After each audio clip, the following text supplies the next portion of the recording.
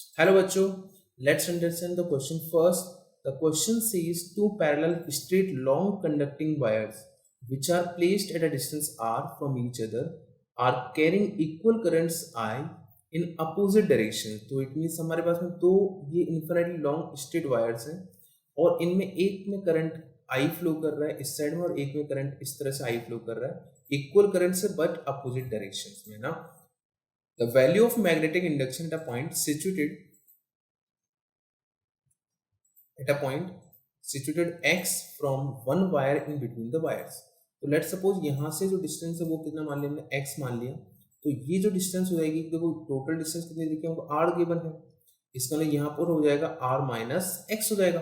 अब आप ध्यान से देखो अगर मान लो मैं इसको पॉइंट P मान लेता हूँ. पॉइंट P मान लिया हमने. पॉइंट P पर अगर मैग्नेटिक फील्ड की बात कर रहे हैं तो इसके कारण क्या होगा इस डायरेक्शन में आएगा. इस कारण भी क्या होगा इस डायरेक्शन. मतलब दोनों के कारण मैग्नेटिक फील्ड जो होगा वो सेम डायरेक्शन में आ रहा है. इसका मतलब मैग्नेटिक फील्ड जो होगा वन वायर और सेकंड वायर दोनों के कारण जो होगा वो एड अप हो जाएगा है ना. इसका मतलब मैंने बोल दिया इसको वन वायर, इसको बोल दिया हमने टू वायर. ठीक है. तो B1 जो हो गया B1 जो हो जाएगा इसको डायरेक्शन साथ दे देता हूँ. That is mu naught I upon 2 पाई और D का वैल्यू कितना हो गया x हो गया. But this is in the cross direction. Cross मतलब इनवर्ड हो गया. ठीक है. इसी तरह से हम लोग B2 वेक्टर लिखेंगे.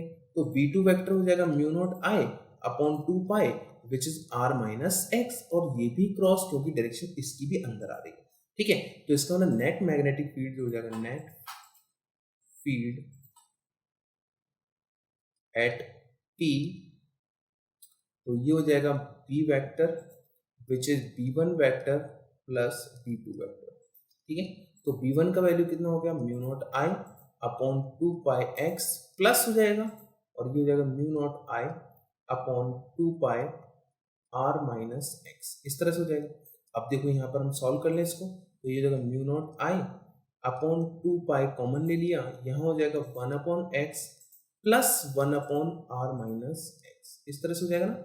अब देखो आप ऑप्शन देखते हैं हम लोग. हमारे पास जो ऑप्शन मिल रहा है वो सेकंड ऑप्शन हमको यहाँ पर करेक्ट मिल रहा है. ठीक है. तो ऑप्शन करेक्ट सेकंड जो है that is correct for this question. Okay.